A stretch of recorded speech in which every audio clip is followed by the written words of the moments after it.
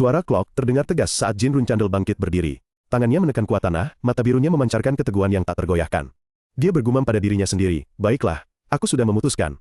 Cahaya kemasan yang terang benderang membanjiri, menyelimuti tubuh Jin saat dia berdiri tegak, jubahnya berkibar di belakang. Sambil melepas jubahnya dan melangkah menuju jendela, sebuah rencana berani dan kejam telah terbentuk di benaknya. Dia berkata pada dirinya sendiri, aku akan meneror sumur cahaya bulan dari kamar ini dengan sihir.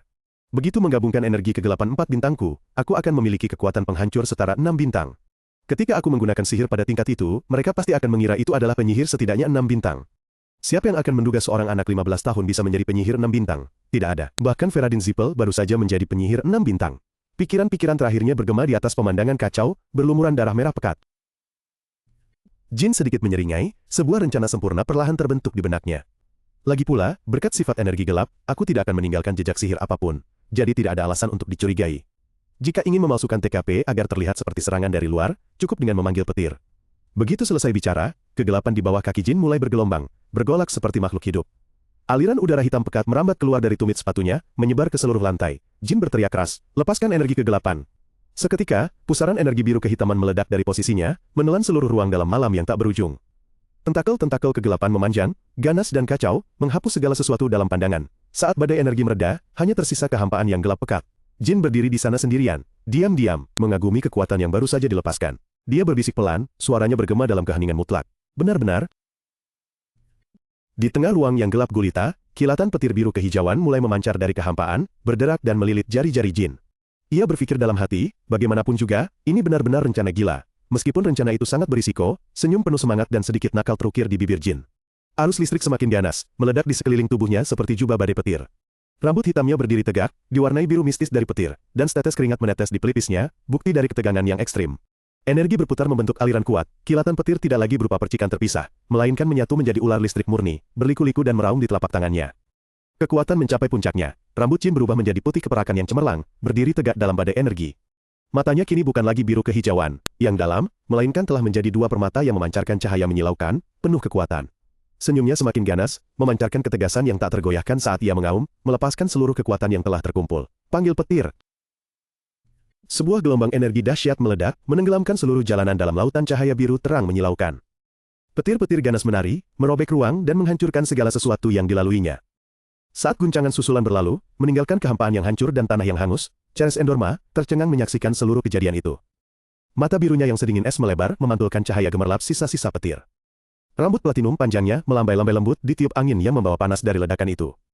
Sebuah senyum senang dan takjub mereka di bibirnya, ia bergumam pada dirinya sendiri, wah, sepertinya aku datang di hari yang salah. Di hadapannya, di tengah pusat kehancuran, kilatan listrik masih berderak menari di sekitar sosok Jin, menciptakan pemandangan yang sekaligus indah dan menakutkan, bukti dari kekuatan yang tak terbayangkan. Di tengah aliran udara beku yang bergejolak, penjaga bertopeng putih itu bersuara serak, matanya penuh kewaspadaan. Sepertinya ada penyihir tingkat tinggi yang menaruh dendam pada sumur cahaya bulan. Berdiri di sampingnya, Ceres Endorma tampak bingung, dengan cepat mengalihkan perhatian ke dugaan yang lebih mengerikan. Itu mungkin benar, tapi mungkin tujuan mereka adalah istana es kita. Penjaga itu tertegun mendengar kata-katanya. Dalam sekejap, ekspresi kebingungan di wajah Ceres menghilang, digantikan oleh ketegasan dan ketenangan. Dia menatap lurus ke arah penjaga, suaranya jelas dan berwibawa, ada 6 anggota kita di penginapan itu. Selain itu, Alcaro, kekasih ibu, juga ada di dalamnya. Ayo pergi. Apapun yang terjadi pada Alcaro, prioritaskan keselamatan anggota di atas segalanya. Hamba mengerti, Nona, penjaga, dan rekan-rekannya, segera menjawab tanpa ragu sedikit pun, lalu seluruh kelompok itu melesat dalam debu yang mengepul. Namun, langit tiba-tiba gelap gulita, raungan menggelegar seperti guntur bergema. Petir biru raksasa, menyambar melintasi langit yang suram sebelum menghantam tanah. Ledakan dahsyat terdengar, gelombang energi biru meledak hebat, melemparkan segala sesuatu di sekitarnya. Tanah tiba-tiba bergetar hebat dan hancur berkeping-keping akibat serangan mendadak.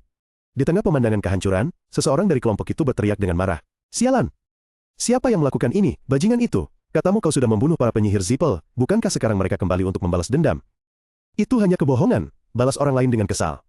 Di tengah kekacauan, Hetan mengertakkan gigi, kedua tinjunya terkepal erat penuh amarah. Sialan! Melihatnya tampak akan kehilangan kendali, Ceres dengan panik mengulurkan tangan, rambut platinumnya berkibar dalam angin kacau. Tunggu Hetan! Tapi permohonannya sudah terlambat. Sebuah gelombang energi biru raksasa, bersinar terang, dan berderak seperti petir, tiba-tiba meledak. Pecahan tak terhitung tersapu ke dalam pusaran energi, mengubah pemandangan menjadi kekacauan yang mengerikan. Saat cahaya menyilaukan mereda, seluruh kelompok terhuyung berdiri di tengah reruntuhan. Tanah retak, percikan listrik biru masih berdesir di mana-mana. Seseorang berseru tak percaya di tengah kehancuran, apa-apaan ini? Di tengah ruang yang diselimuti debu keemasan dan sisa-sisa energi mengerikan, rambut platinum Ceres berkibar tertiup angin. Ia menyipitkan mata mengamati pemandangan porak-poranda di depannya, lalu berkata pada pengawalnya, mengingat kekuatannya, ini mungkin adalah serangan terakhir. Pengawal itu dengan hormat menjawab, ya Nona, mata biru es Ceres menyapu medan perang yang hancur, tidak bisa menyembunyikan kekhawatiran, semoga semua orang selamat. Sementara itu, di tengah pusat ledakan, sebuah tangan mencengkeram erat gundukan batu tajam, berusaha mengangkat tubuh. Jin mengerang pelan, rasa lelah menyebar ke seluruh tubuhnya, ia terhuyung-huyung berdiri, napasnya berat, wajahnya berlumuran debu. Astris mungkin, karena aku telah menguras seluruh energi gelap yang tersisa untuk sambaran petir terakhir itu, tetapi kekuatannya hampir mencapai ambang batas 7 bintang.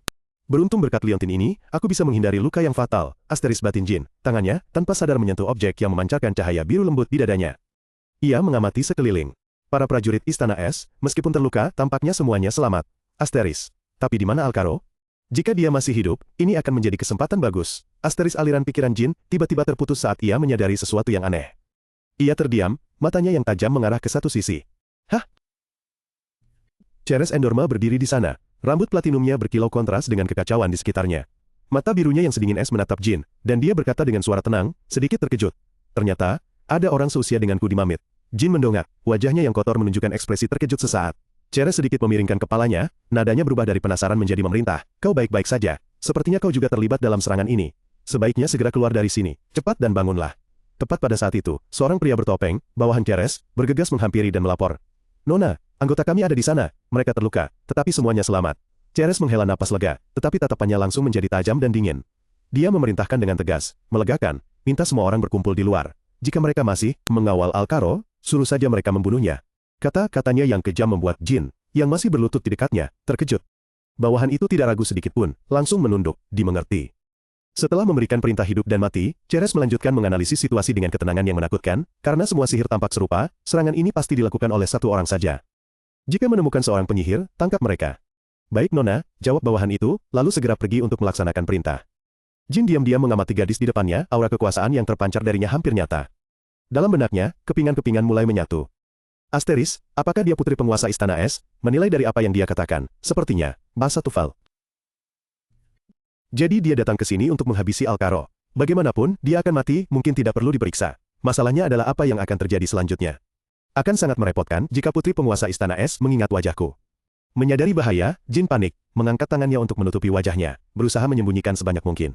Dia berkata pada dirinya sendiri, untuk berpura-pura menjadi orang lewat yang tidak sengaja terjebak dalam kekacauan ini, lalu mencari cara untuk melarikan diri dengan cepat. Sementara itu, salah satu pengawal Istana Es maju mendekati Ceres, menunduk dan melapor. Nona muda, sangat disayangkan. Alcaro telah tewas akibat ledakan sihir sebelumnya.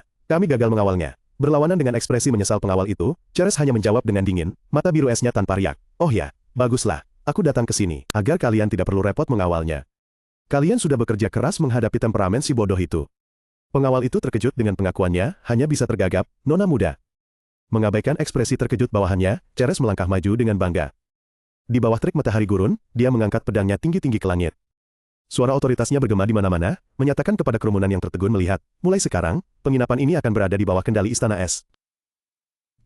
Mata biru es Ceres menyala dengan tekad, ia menyatakan dengan lantang, Aku adalah Ceres Endorma. Aku adalah putri Talaria, penguasa Istana Es, dan komandan 7 pedang Istana Es. Pandangannya menyapu para pria yang menunjukkan permusuhan, suaranya menajam, membawa peringatan yang tak bisa diremehkan.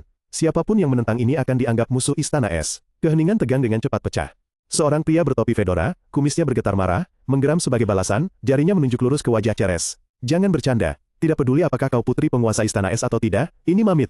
Raja-raja kota inilah yang memerintah di sini. Tindakanmu menegakkan kendali di sini jelas-jelas melampaui batasmu. Bahkan mungkin Istana Es itu sendiri, yang menyebabkan kita diserang. Di hadapan tuduhan dan tantangan terang-terangan itu, wajah Ceres menjadi dingin. Mata yang menyala-nyala tadi kini tenggelam dalam ketenangan, menyembunyikan emosinya. Ia tidak mengatakan apa-apa.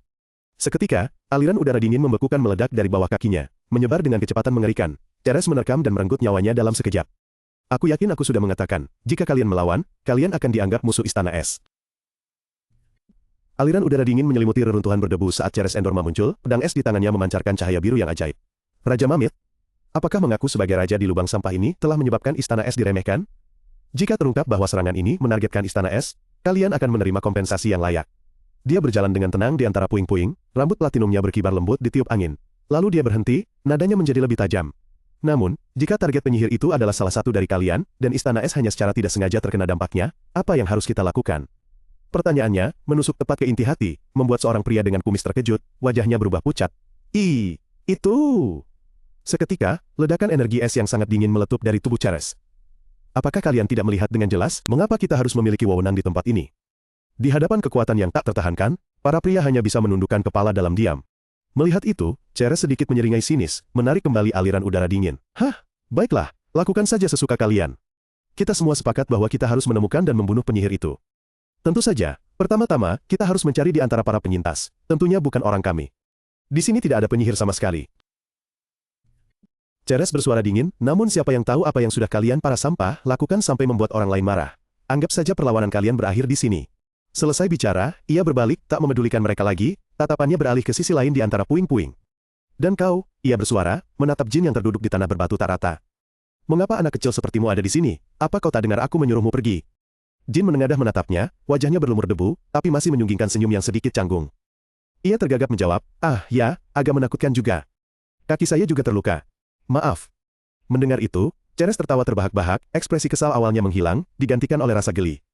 Haha, kau memang pengecut. Seorang pendekar pedang, kenapa malah bertingkah lucu begitu? Sini, singkapkan celanamu, ia bicara, sambil mengeluarkan sekotak salep kecil, suara tutupnya terbuka, terdengar pelan.